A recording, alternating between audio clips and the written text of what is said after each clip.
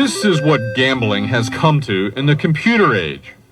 Poker, keno, slots, even horse racing, all played on video screens. Video gambling can be found here in the posh casinos of Atlantic City, where it is a popular and legal recreation. But it may be more common outside Atlantic City. A Channel 9 I-Team investigation has found there are tens of thousands of video gambling machines operating illegally throughout New York and New Jersey. And those machines are being used to steal hundreds of millions of dollars, primarily from poor and blue-collar neighborhoods, many of them in places like this, Paterson, New Jersey. Much of the money is ending up in the pockets of organized crime, which has developed a vast network of video machines that has not only revolutionized illegal gambling, but has been rigged to ensure that those who play those machines almost always end up with a raw deal. This man has been getting a raw deal, gambling here at a place called Lucky's. Lucky's calls itself a cafe, but it's really a gambling den in Paterson. We visited Lucky's several times in recent weeks with an undercover camera. Inside there are 3 computerized keno machines and little else. They don't serve meals here, and the only beverages we saw served were coffee and sodas, not sold but given free to people playing keno. Keno is a game of pure luck. There is no skill involved. Players pick a series of numbers, push a button, and hope the computer picks the same numbers. This man was playing 2 keno machines at the same time at Lucky's one recent afternoon, feeding $5 bills into them one after the other. It's something he's apparently done a lot of here. I-Team producer Gary Circa was playing on the 3rd machine when the gambler warned him that it was jinxed and had taken a lot of his money. I've been playing out. I probably put about $4,000. How much? A short time later, though, the man's luck changed, at least for the moment. Here he signals the manager he'd won a big jackpot, 600 points or replays. Lucky's pays 25 cents per replay. In this case, that would be $150. The manager paid the man his winnings.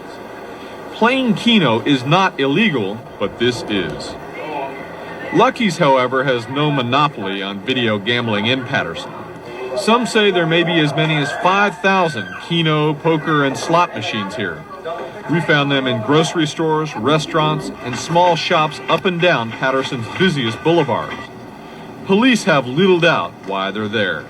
These machines have no other purpose than to gamble. But illegal video gambling is a loser's game. The machines are easily programmed to pay high or low. Patterson's police chief says most are fixed to pay extremely low. About a 17% payoff, that's what we're informed that they pay. So that's a real shrewd business deal. I mean, I give you 100, you give me 17 back.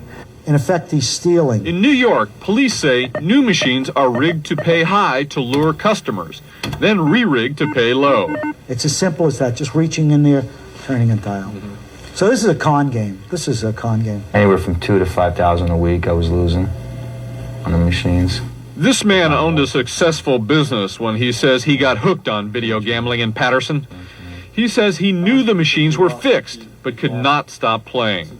I lost, in 7 years, had to be at least 500,000, 400,000, easy. Video gambling has been around for only a decade, but some say it is already the most addictive of all forms of gambling. This man is addicted. He says he's lost more than $100,000. Just listen to his breathless description of what it's like to be obsessed with a machine. Increase bet, sure, double it. I want to suck these babies in. Bing, bing, bing. Hit the draw. I got a hit. Hey, now again. Addicts we talk to say money is not the hook. They say they become mesmerized by the speed of the video gambling machines. A game of poker or keno lasts only seconds. I could have action as fast as my hands could work. And you'd get this electric charge. Start going up your spine, turn your stomach upside down, and explode in your head. and I didn't give a shit whether I won or I lost. Nobody knows how many lives have been smashed by machines just like this, but police say the machines themselves are proliferating. This one was seized in a small candy store in Upper Manhattan, police say doubled as a mini casino. On this day, in a series of raids, police seized 24 machines. They contain more than $9,000 in cash, but that is just a pittance of the pot. We had a bar one time where the bar owner admitted to us that the machine was giving him $14,000 a week. It was paying his rent for the month. One machine, $14,000 a week? $14,000 in 1 week. Citywide, I would say the business is doing about $500 million a year. That old adage, the crime doesn't pay, it's the exact opposite. In this particular case, crime pays and pays very well. In New York, illegal video gambling isn't quite wide open. Police are making arrests, but no one has been sentenced to jail, and penalties are usually just small fines. But police say they are seizing about 2,000 machines a year. On the other hand, illegal video gambling in Paterson is wide open. It was a payoff. If you didn't pay, you wouldn't operate. This is Joe Fay. Last January, in testimony videotaped by the New Jersey State Commission of Investigations, Fay said he owned 100 gambling machines in Paterson and was raking in $100,000 a week from them. Part of the money, he said, went to pay bribes.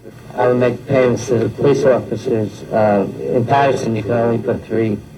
They would only give you a license for 3 machines. They would take a payoff off each week, and I had maybe 10 machines in one place or 8 machines in another place, and they would tell me if anything was going to come down beforehand so I could pull my machines out and be legal.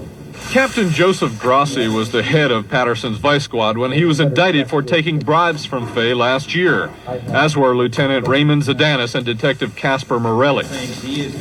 Since the indictments, there has been a major shakeup here at the Paterson Police Department. There is a new chief and a new vice squad, but almost nothing has been done to stop the illegal video gambling industry here.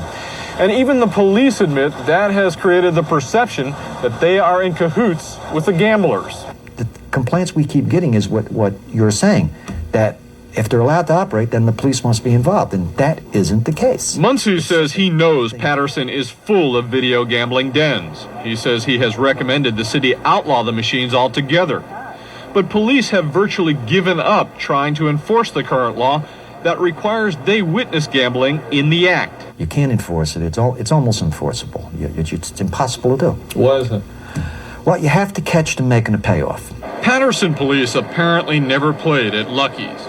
Our producer not only witnessed payoffs to other gamblers, he was paid for a winning here 4 times. The payoffs range from $10 to $50. Here, a woman working at Lucky's is paying him $40. But our luck at Lucky's was mostly bad. We put $440 in wagers into the machines and won only $125, a loss of 72%. By contrast, gamblers in Atlantic City lost an average of only 10% of the money they bet in video machines last year. I'm Joe Collin from Channel 9. How you doing? We're doing a story on video gambling machines. I don't know nothing. You don't know nothing? This man's name is Tony. He was running Lucky's during our visits there and made most of the payoffs we saw. But he denied being the manager. He denied knowing the owner's name, and he denied there was any gambling at Lucky's. These gambling machines back here, they're not for gambling? People don't come in here and gamble? He insisted the 3 Keno machines were for amusement only. Then we told him we saw him pay off customers, including our producer, several times. But when they win, do you pay them? No, I don't pay nobody. You don't pay them? Oh, now there was a guy here yesterday who you paid. I don't pay nobody. Nobody knows exactly how many machines are out there. It depends on who you ask.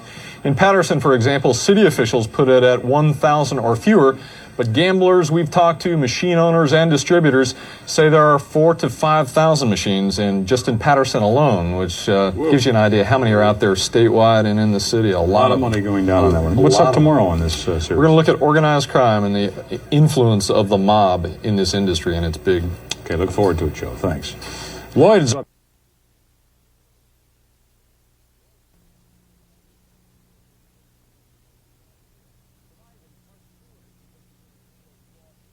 Tonight, in part 2 of his investigative report, Raw Deal, Joe Cullen now is here to tell us where the money goes.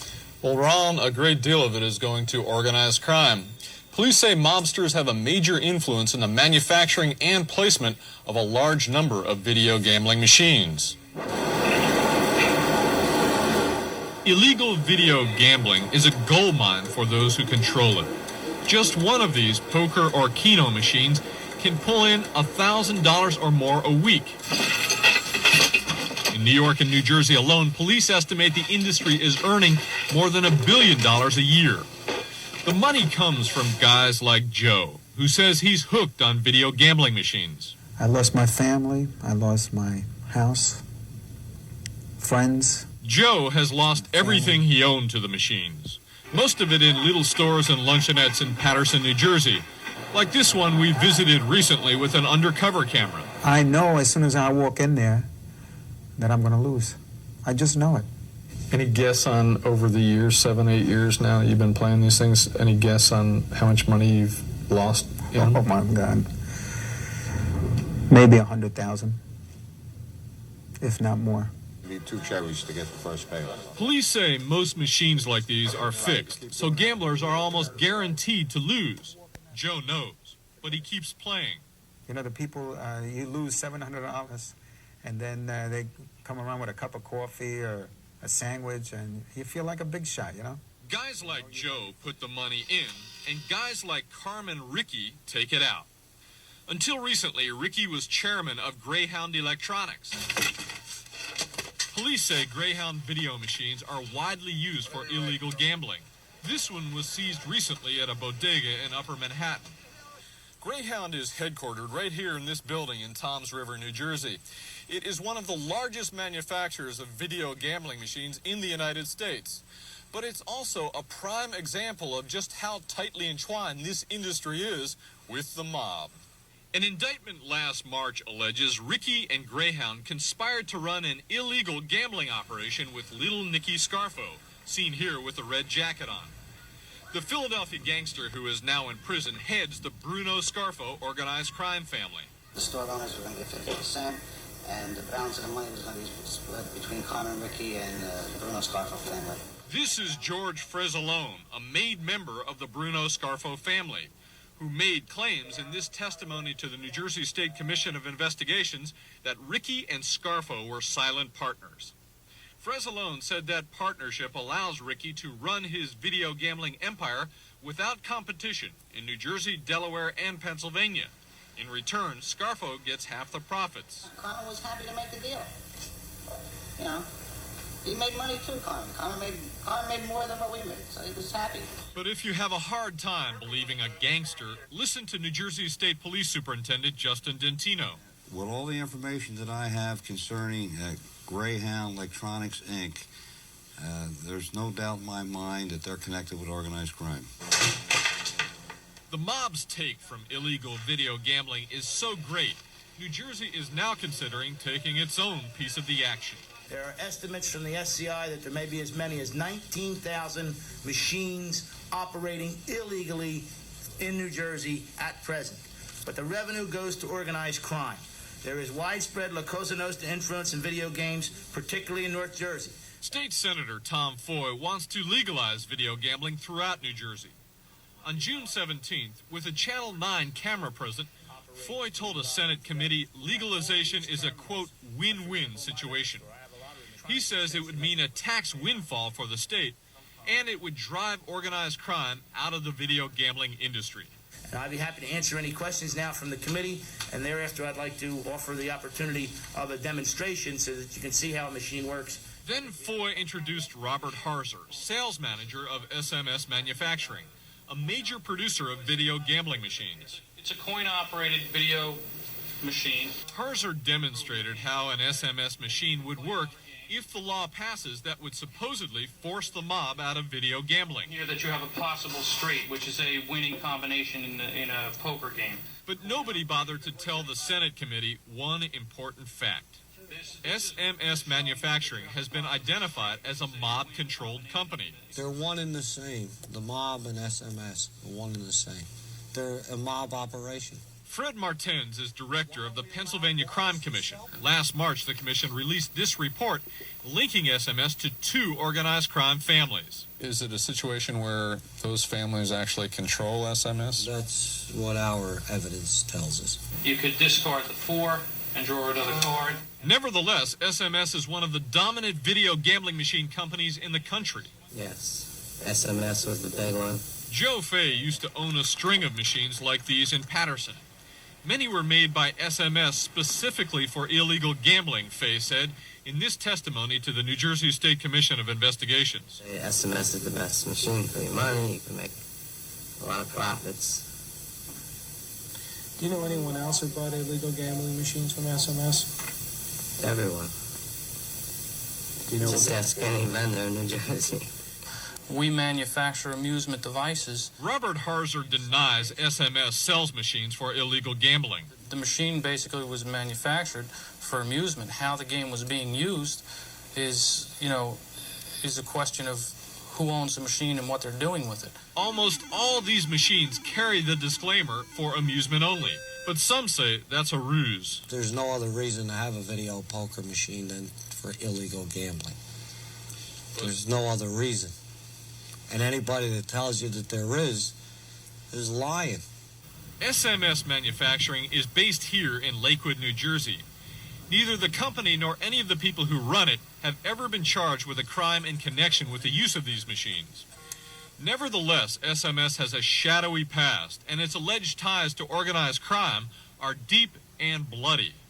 On June 12, 1984, somebody drove up to this building in Dover Township, New Jersey, got out of their car and murdered a man named Vincent Craparato by beating him to death with a golf club. It took police 7 years to determine who allegedly killed Craparato and why.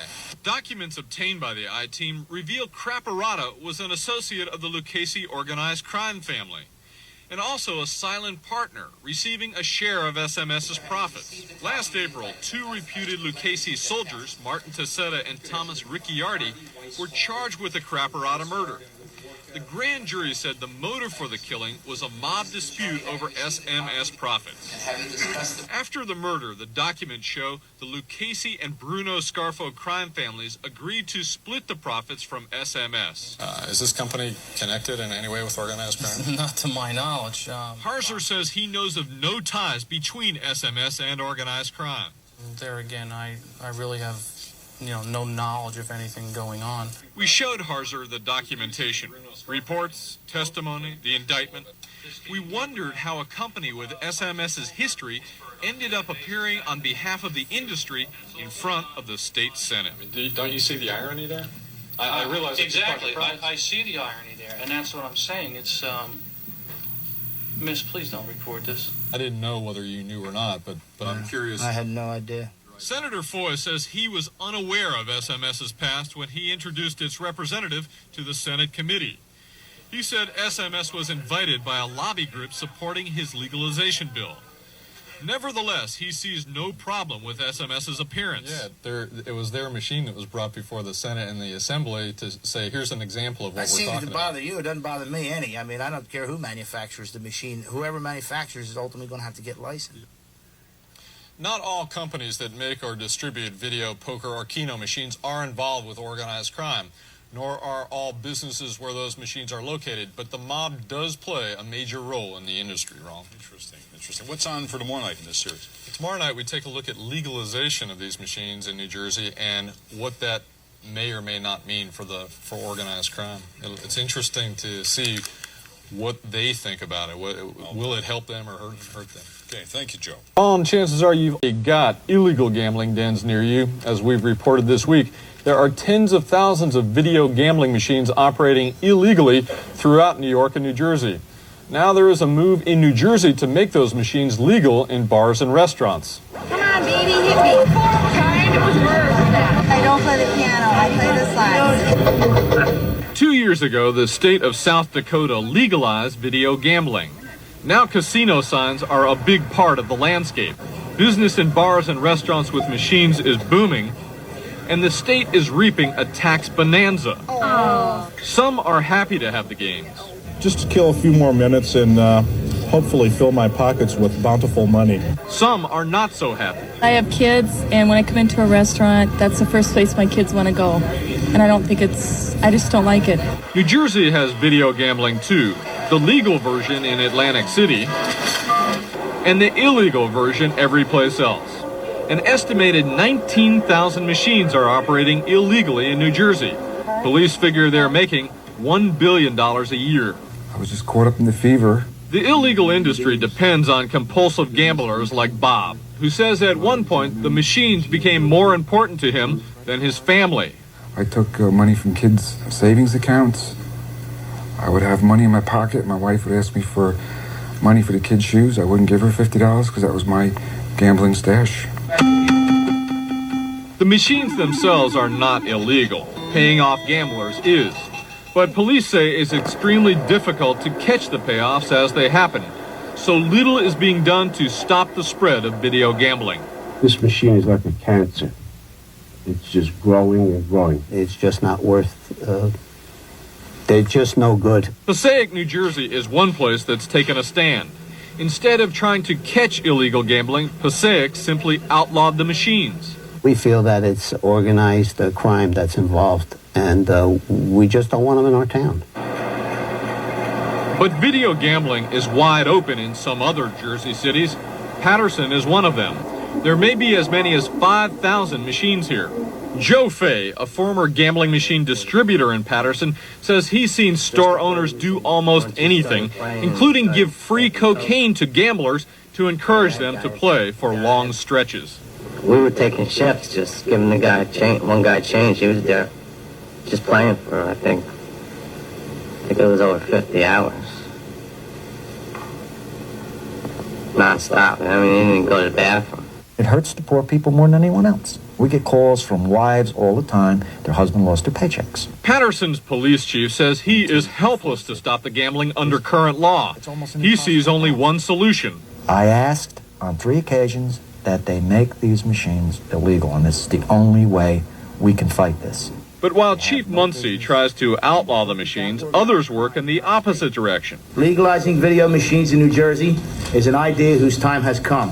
Senator Tom Foy wants to legitimize video gambling. He's proposed a bill to make the machines part of the state lottery system, thereby both increasing state revenue opportunities and diminishing the influence of organized crime in our state. Foy says legalization would mean at least $225 million a year in new tax revenue for New Jersey. Under the law, any bar or restaurant with a liquor license could have up to 6 gambling machines. They love the idea here at the Boulevard Lounge in North Bergen. I think it would be great. Sure. Jimmy Sharple says he used to have a gambling machine in here, and it made more than $1,000 a week. Then he found out it was illegal and took it out. But he'd like to have it back. It would be just like having a lottery thing where you track customers in. They come in to play that.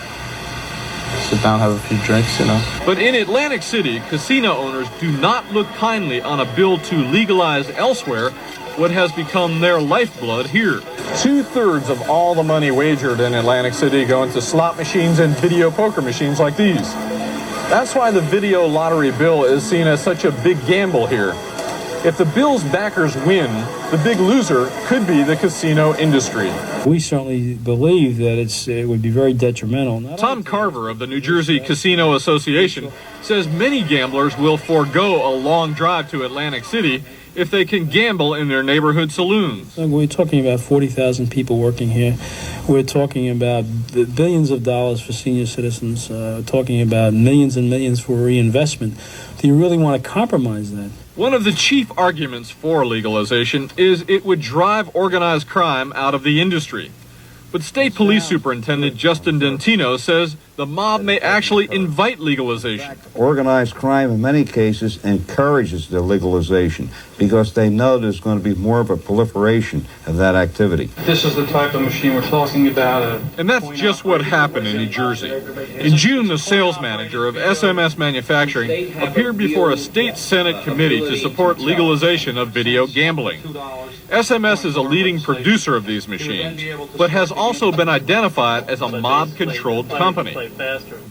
Senator Foy argues his bill will prohibit companies tied to organized crime. If these people have those kind of ties, as you allege, then the reality of it is they'll never get licensed in the state of New Jersey and they won't be able to do business here. But Foy's bill is patterned after the lottery law here in South Dakota, where despite its history, SMS is licensed to sell its machines. This is one of them being wheeled into a bar there. For now, video gambling here is still illegal. Every so often, machines like these are confiscated and destroyed, but not enough to slow down the growth of an industry where the money is big, the mob is dominant, cheating is common, and for the people who play the game, the deal is raw. As we mentioned, SMS manufacturing is licensed to do business in South Dakota, but the lottery system in Canada's Atlantic provinces has suspended SMS's license there. That action was taken in February after testimony was given before the New Jersey State Commission of Investigations about SMS's alleged mob ties. Ron? What are chances of the Foy bill getting passed? Well, it'll be interesting to see. There's a lot of pressure building up behind the scenes. For the tavern industry, this could be a very major windfall. It could bring in a lot of business. The casino industry, on the other hand, is going to fight it tooth and nail. But I don't think the population in general really even realizes that this bill is out there. So it'll be interesting to see what happens when they really get a handle on it. Thanks, Joe. Nice series. Thank you. An investigation by the Channel 9 I-Team may end up costing the mob lots of money. A new law banning video gambling machines passed tonight, largely as a result of an I-Team probe in August. Joe Cullen is here now with details. Joe? Well, there may be more gambling casinos in Paterson, New Jersey than Atlantic City. Except in Paterson, they are mini casinos, pizza parlors, coffee shops, grocery stores, each containing video gambling machines. They are controlled by organized crime, and the mob is making a fortune from them, but maybe not for much longer. The days of wide-open illegal gambling in Paterson, New Jersey may be about to end. Last August, in our report, Raw Deal, we went undercover and revealed how thousands of video machines are being used for illegal gambling throughout Paterson. The machines have meant disaster for those who become addicted to them. I lost, in 7 years, had to be at least 500,000, 400,000, easy. We found the machines have made a fortune for organized crime, while police here have done almost nothing to stop it. It was kind of vivid. I was embarrassed. I was embarrassed by that report. Paterson Police Chief Richard Muncie says he's been trying to outlaw the machines since taking office here nearly 2 years ago. But he says nobody would listen until now. Right after that program came out in the summertime, that's when things really started to roll. Anyone who lived in Paterson saw that report had to say, I'm embarrassed. Why don't we do something about this? The vote is 8 in favor, 1 absent. Ordinance number 2 passes for first reading. Tonight, the Paterson City Council did just that when it voted to ban video, poker, keno, and other electronic gambling devices here. They are a source of lifeblood for organized crime, money being organized crime's lifeblood. If mobsters do control the video gambling industry, they may be about to lose a bundle. Law enforcement estimates there are between 3,000 and 5,000 video gambling machines here in Paterson, each with an average weekly intake of $1,000. If that's true, and if the machines are banned, that means organized crime stands to lose revenues of $3 to $5 million a week. Until now, the machines themselves were legal. It was up to police to prove they were being used for illegal gambling. But at least some police were taking bribes to protect video gambling operators. 2 have been convicted since our report. Now, Paterson City Council must vote one more time in January before the video gambling machines are officially banned. After that, the new ordinance is almost certain to be challenged in court before it becomes official. The new ordinance could cost the owners of these machines too much for them not to go down fighting. Rollins? Any chance they could lose this thing in the revote or the challenge? Well, the people who wrote the ordinance feel certain that in court, in appellate court, they will stand, and that this thing will be upheld. Okay, thank you, Joe.